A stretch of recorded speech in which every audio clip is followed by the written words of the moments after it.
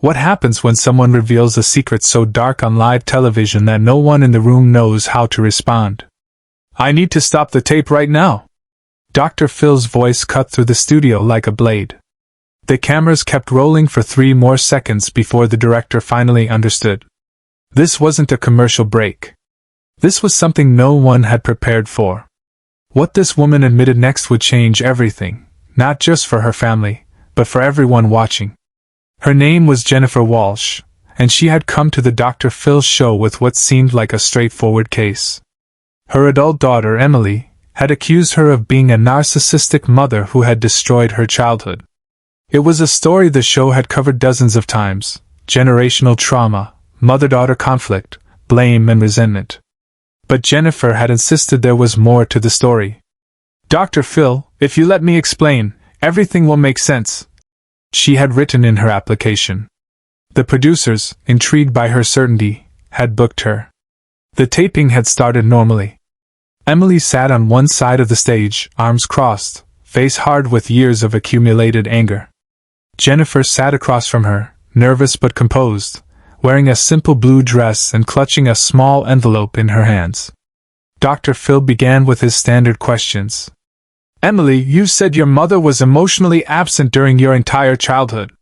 Can you give me specific examples? Emily didn't hesitate. She was never there. Every school play, every birthday, every moment I needed her, she was gone. And when she was physically present, she was somewhere else mentally. I grew up feeling like I didn't matter. The audience nodded sympathetically. They had heard stories like this before. But what they didn't know was that Jennifer's silence hid something far more complex than simple neglect. Dr. Phil turned to Jennifer. You've heard what your daughter said.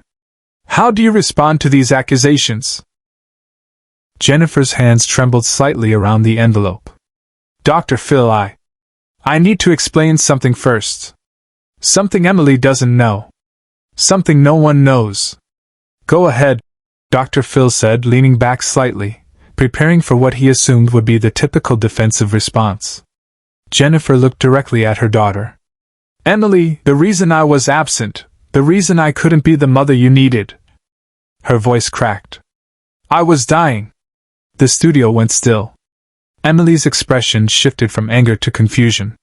What are you talking about? Emily asked. Jennifer opened the envelope with shaking hands and pulled out a stack of medical documents.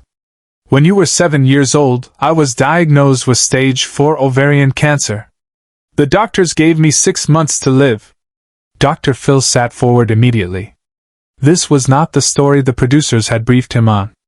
Hold on, Dr. Phil said, his tone shifting completely. He looked toward the production booth. Did we know about this? A producer's voice came through his earpiece. Dr. Phil's expression darkened. He stood up and walked toward Jennifer.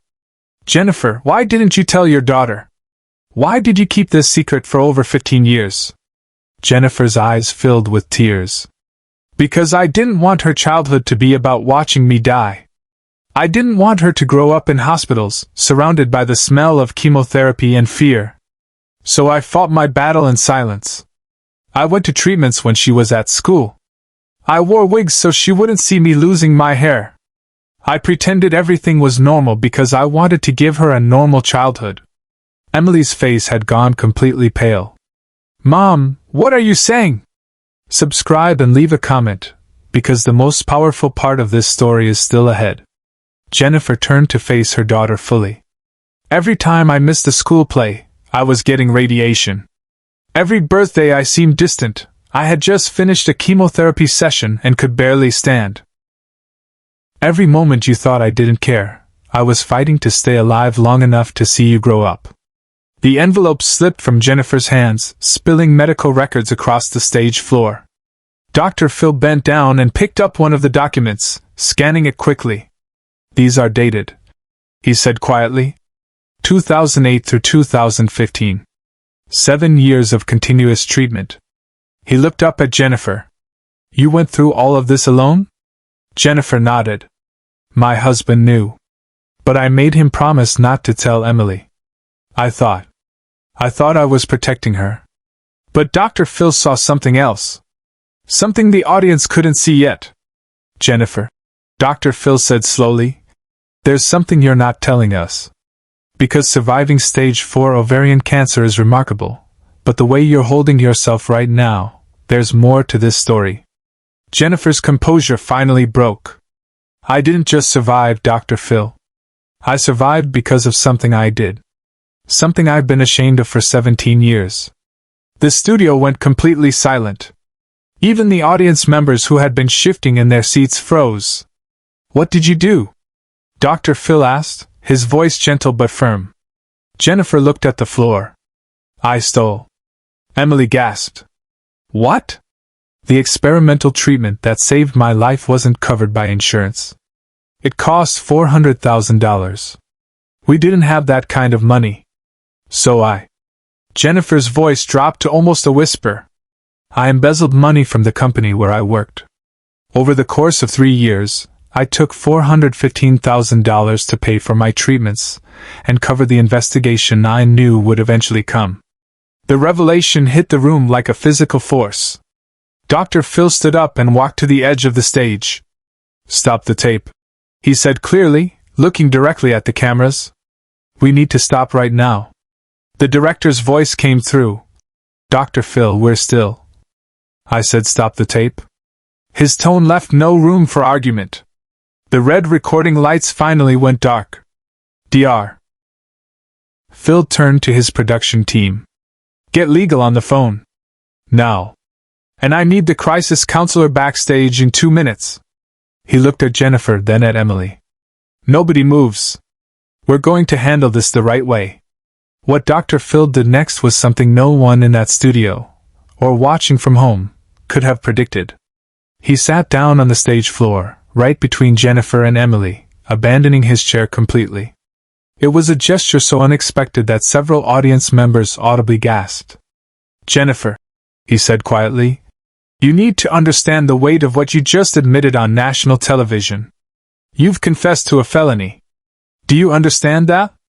Jennifer nodded, tears streaming down her face. I know.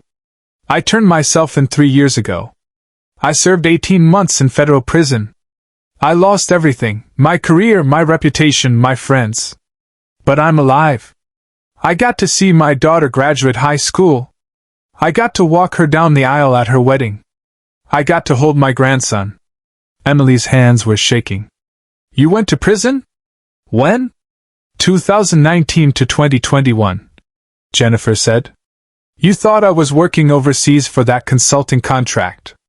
But I was at FCI Alderson. The weight of 17 years of secrets filled every corner of that studio. Dr. Phil looked at Emily. Did you notice anything during those years? Anything that seemed off?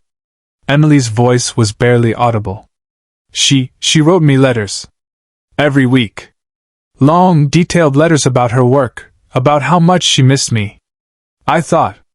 Emily's face crumbled. Oh my God! You were writing those from prison. Jennifer reached into her purse and pulled out a small bundle of envelopes, tied with a ribbon. I saved every letter you sent back. They were the only thing that kept me going. Dr. Phil picked up the bundle carefully, as if it were made of glass. These letters represent something crucial, he said, looking at both women.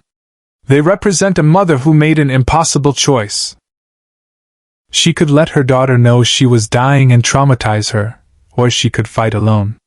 Then she made another impossible choice, commit a crime to save her own life, or die and leave her daughter without a mother. He stood up and addressed the audience directly.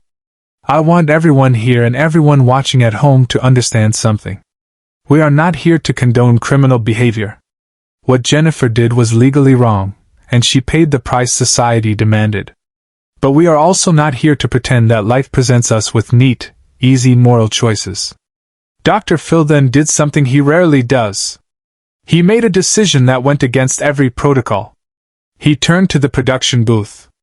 I want the cameras back on. We're going to finish this, but we're going to finish it my way. As the red lights flickered back on, Dr. Phil addressed the camera directly. If you're watching this, you're witnessing something real. Not manufactured drama. Not scripted conflict. You're seeing two people trying to understand 17 years of secrets, sacrifice, and survival. He turned back to Jennifer and Emily. Emily, I know you're processing a lot right now. But I need you to hear something. Your mother made choices that hurt you. Her absence damaged you. That pain is real and valid. But her choices also came from a place of desperate love. Emily was openly crying now. I spent my whole life thinking she didn't care. That I wasn't important enough for her to show up. And I spent my whole life, Jennifer said through tears, trying to show up when I could barely stand. Fighting to stay alive one more day, one more week, one more year. Because every day I was alive was one more day I got to be your mother, even if I couldn't be the mother you deserved.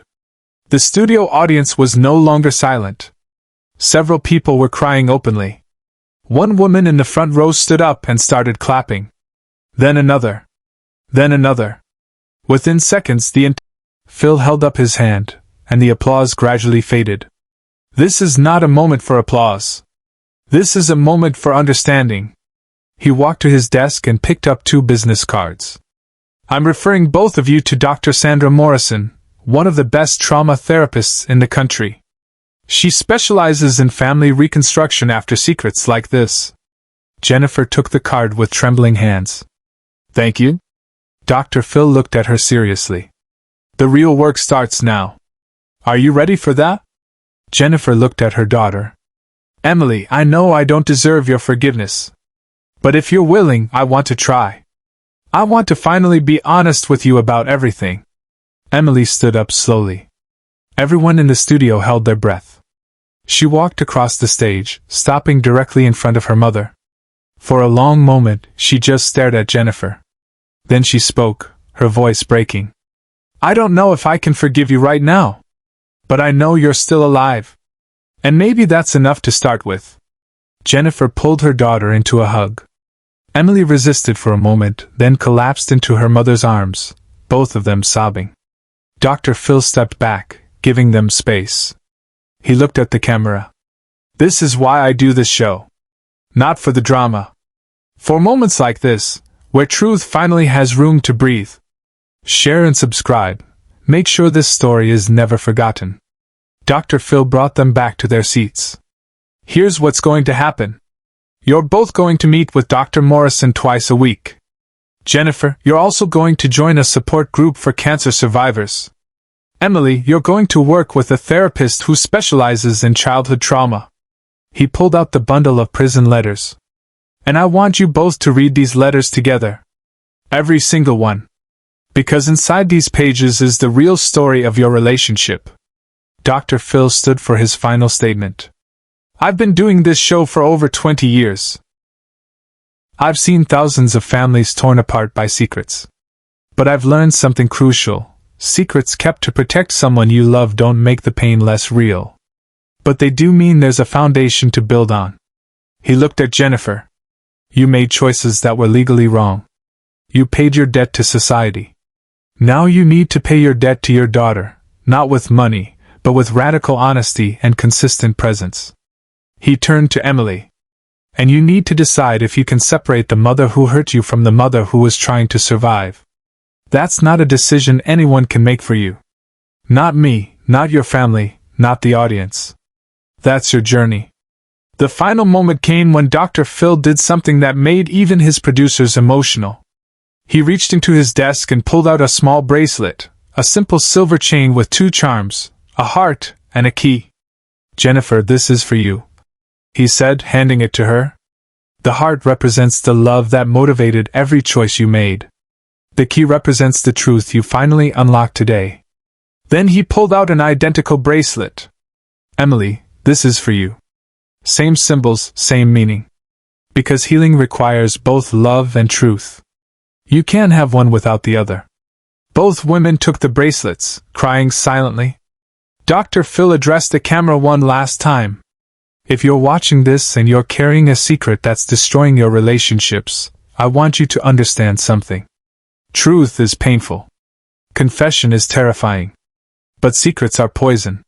They don't protect the people you love, they isolate them. He paused, letting the weight of his words settle. Get help. Tell the truth. Face the consequences. Because the alternative, living a lie until it destroys everything, is so much worse. As the show ended, Dr. Phil did something he almost never does. He stayed on stage after the cameras stopped rolling. He sat with Jennifer and Emily for another 40 minutes, not as a TV host, but as a psychologist. He helped them make their first therapy appointment. He gave them both his personal contact information for emergencies. He ensured they had transportation arranged and a follow-up plan in place. 6 months later, the impact of that day was still reverberating. Jennifer and Emily had completed their intensive therapy. They still struggled, still had hard days, but they were talking. Really talking. The bracelets Dr. Phil had given them, heart and key, love and truth, remained on their wrists. Dr. Phil later reflected on that episode in an interview. In 20 years of doing this show, that moment taught me something profound. Sometimes the most loving thing you can do is tell the truth, even when it destroys the story you've been telling yourself. The show received over 50,000 messages from viewers with similar secrets. Dr. Phil's team created resources for families affected by parental illness and long-term deception. The legacy was clear: secrets kept with love still cause damage, but truths spoken with courage can begin healing. In Jennifer's last journal entry about the experience, she wrote, "Dr. Phil didn't fix us. He gave us the tools to fix ourselves. And sometimes, that's the greatest gift anyone can give." Years later, Emily would say, "That day on stage, when my mother finally told the truth, was the worst and best day of my life. It shattered everything I believed. But from those broken pieces, we built something real." The envelope that started it all, those medical records Jennifer carried for 17 years, now sits in a memory box they created together. Not hidden. Not secret. Just remembered. Because that's what Dr. Phil taught them: you can't heal what you won't reveal. And once the truth is spoken, real love finally has room to grow.